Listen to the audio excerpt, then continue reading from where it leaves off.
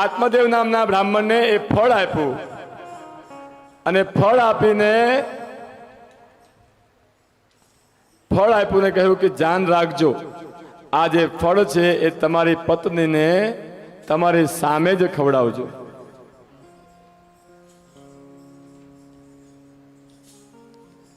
એ ફળ લીધું, ઘરે આવ્યા. ધુંધુલી એમની પત્ની હતી, એમને કહ્યું કે હે ધુંધુલી, આલે આ ફળ કોઈ સાધુએ આપ્યું છે, તું ખાઈ જા, તને પુત્ર થશે. ધુંધુલી આત્મા લઈને વિચાર કર્યો કે જે હું આ ફળ ખાઈશ અને ક્યાં જ એ સાધુને સંતની સાચી વાત હશે તો મને ગર્ભ રહેશે, ગર્ભ રહેશે તો મારું શરીર ફૂલશે, હું કંઈ કામ નહીં કરી શકું, હું કંઈ ખાઈ નહીં શકું, બધા મારી સામે ખાતા હશે પણ હું એવું કંઈ ખાઈ શકીશ, પાણીપુરી બધા ઊભા ઊભા ખાતા હશે પણ હું નહીં ખાઈ શકું. આ બધા વિચારો આવ્યા એને. અને બીજો વિચાર આવ્યો કે આ ફળમાં જો વિષ હશે તો હું મરી જઈશ. એટલે યુક્તિ સૂજી એને. અને આવા માણસો હોય ને તરત બુદ્ધિ સૂજી હારી. શું કીધું એને પતિને કે સ્વામી આ તો પ્રસાદ કહેવાય, હું સવારે વહેલા બ્રહ્મ મુહૂર્તમાં ખાઈશ એટલે ઉત્તમ પુત્ર થાય. એવું કહીને એ ફળ લઈ લીધું. હવે પેલો પુરુષ તો ગાય જેવો હોય બિચારો, સ્ત્રી કહે કે હા હા તું કેમ ઘર ચલાવવું હોય ને સાહેબ, એટલે સ્ત્રી કે એમ જ ચલાવવું પડે. આપણે એમ કહીએ કે પુરુષ હારી ગયો, પુરુષ હાર્યો નથી. પુરુષ આ બધા કંકાસથી દૂર રહે છે, એટલા માટે સ્ત્રી કે ને મંજૂર છે ભાઈ. પછી ભલે દુઃખ, હા પણ એ પુરુષ કોઈક દિવસ જોજો એના બહાર ઓફિસમાં કે બહાર મંદિરોમાં કે બહાર જંગલમાં જઈને એ રોતો હશે, કારણ કે પુરુષ કોઈની સામે રોતો નથી. સ્ત્રી રોવે છે પણ પુરુષ કોઈની પણ સામે ના રોવે. એટલે વધારે એટેક પુરુષને આવે છે, સ્ત્રીને નથી આવતા. કારણ કે સ્ત્રી તો જ્યાં જોઈ ને દરવાજા ખુલ્લા જ હોય. હે બેનપણી પાસે, મા પાસે, માસી પાસે, હગી બેન પાસે, આટલા બધા વ્યક્તિઓ છે. અને છેલ્લે હા પોતાના વર પાસે દરવાજા ખુલ્લા ને ખુલ્લા જ છે. રાતનો સમય હતો ને, એની બેન મળવા આવી. વિચાર કરતી, શું વિચાર કરે છે કે આ ફળ મને આપ્યું છે અને ફળ હું ખાઈશ અને એમાં વિષ હશે તો. એને બધી જે ખરાબ વાતો બધી કરી. એને ગર્ભ રહેશે, પછી 9મો મહિનો ચાલુ હશે ને ઘરમાં આગ લાગશે ને બધા 12 વાગ્યા હું બળી જાય તો મારે એક જગ્યાએ બેહી રહેવું પડશે, મારે હું કાંઈક સારા કપડાં નહીં પહેરી શકું, હું કાંઈક કરી શકું જ નહીં, હલી નહીં શકું, ચલીને કોઈક ચોર આવ્યા અને મને મારીને વયા ગયા તો. આવા અનેક વિચારો એને બેનપણીને કીધા, બહેનને. એટલે એને કીધું એક કામ કર, તારા ફળ ખાવું નથી કે હા, પણ નહીં ખાવું ને પછી તો એક કામ કર, તું આ ફળ છે તારી જે આંગણામાં ગાય છે એને ખવડાય અને મારા પેટમાં ગર્ભનો પ્રારંભ થાય છે હજી તો તું જાહેર કરી દે કે મને ગર્ભ રહ્યો ફળ ખાધા પછી. પણ આ સંતાન હું તને આપું એના બદલામાં તારે મને સંપત્તિ આપવાની, પૈસા આપવાના, કારણ કે આ ગરીબ હતી અને આ સંપત્તિવાન હતી. કઈ વાંધો નહીં, મંજૂર છે. ફળ આપ્યું છે ગાયને. બ્રાહ્મણ નદીએથી આવ્યા સંધ્યા કરીને અને પૂછ્યું કે ફળ, એ કે તો હું હમણાં જ ખાઈ ગઈ. બ્રહ્મ મુહૂર્ત હતું એટલે શાંતિથી ભગવાનની સામે બેસીને ખાઈ ગઈ. ખોટું બોલી. ત્યાં તો ખોટું બોલીએ ને એટલે એનું પાપ આપણને બહુ મોટું લાગે. મહિનો વીતી ગયો, 2 મહિના વીત્યા, 3 મહિના વીત્યા, 4 મહિના, ત્યાં સુધી વાંધો ન હોય. પણ 5મા મહિના પછી નાનું ઓશીકું મૂક્યું. 6ઠ્ઠો મહિનો આવ્યો, 7મો, જેમ જેમ પેટનો આકાર હોય એમ વધારતી ગઈ. 9મો મહિનો પૂરો થયો અને આ બેનપણીને ત્યાં સંતાન થયું. રાતો રાત અહીંયા આપી ગઈ. સવારે એણે જાહેરાત કરી કે મને સંતાન થયું.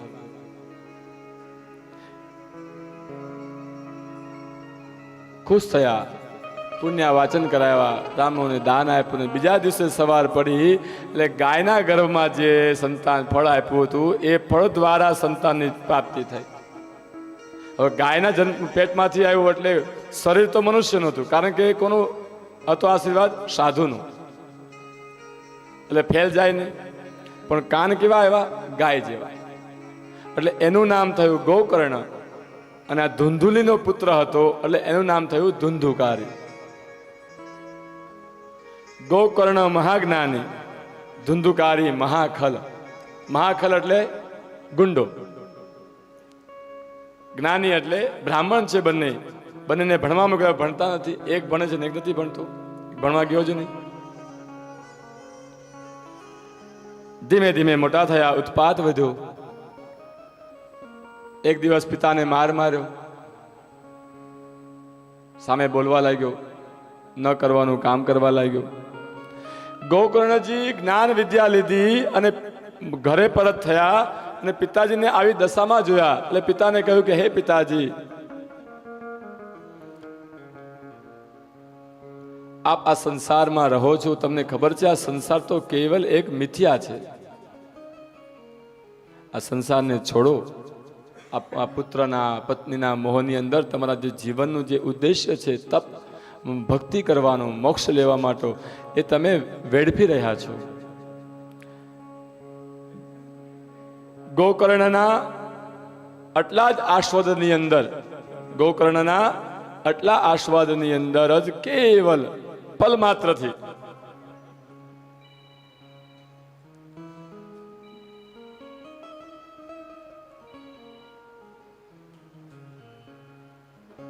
પિતાએ ઘર છોડી દીધું. ઘર છોડીને જતા રહ્યા જંગલની અંદર.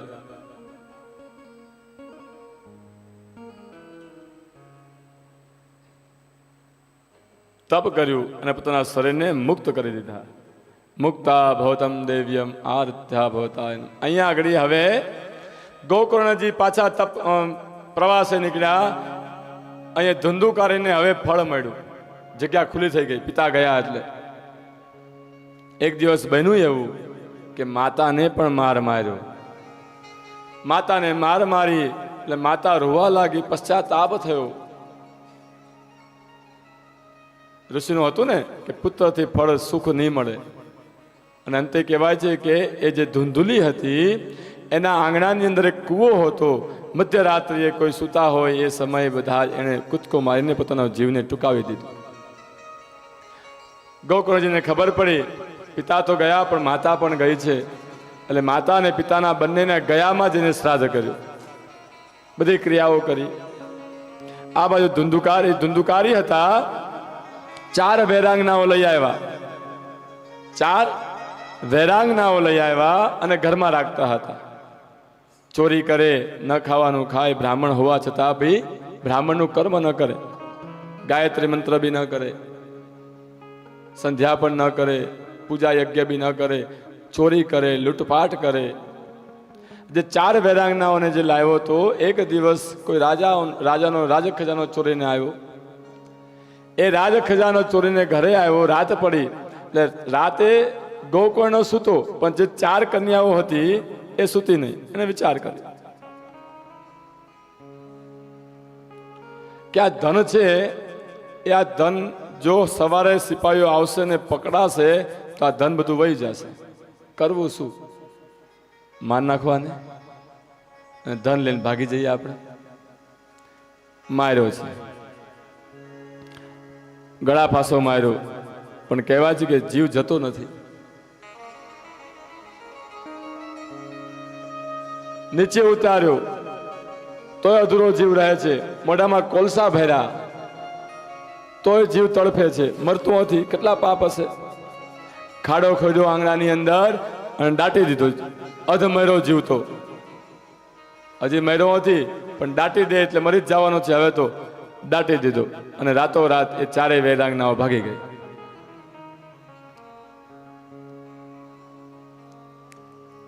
અહીંયા ગોકર્ણજીને ખબર પડી કે ભાઈ ધુંધુકારીનો કોઈ પત્તો છે નહીં. એટલે એમણે એવો વિચાર કર્યો કે હવે એની પાછળ પણ ક્રિયા કરી નાખો, એની પાછળ પણ ક્રિયા કરી નાખી. કંઈ ઘરે કોઈ હતું ને એટલે એનો અર્થ એમ કે નથી. બધી ક્રિયાઓ કર્મ કરીને ઘરે આવ્યા. ગોકર્ણજી ખાટલામાં સૂતા હતા. રાતના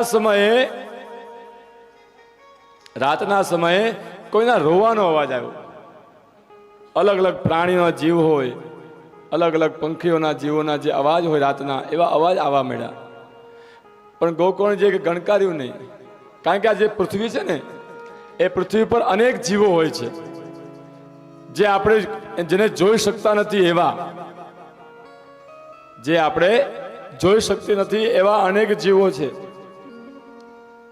પછી જ્ઞાની હોય, ઇન્દ્રિયોને જાગૃત કરેલી હોય, એ જાણી શકે.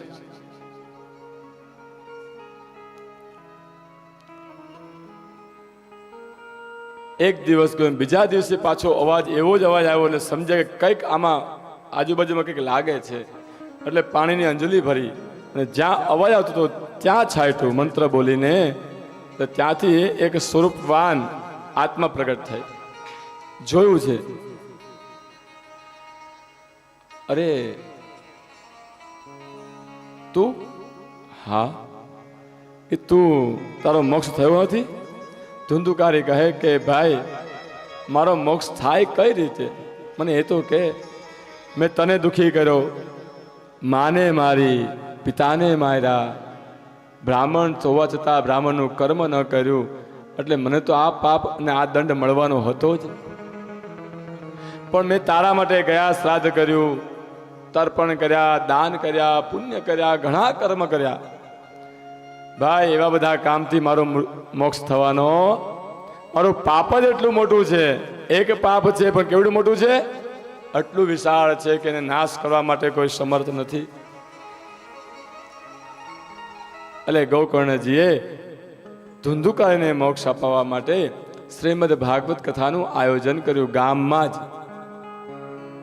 ગામ લોકો બધા ભેગા થયા. પેલા પખવાડિયામાં કથા કરી.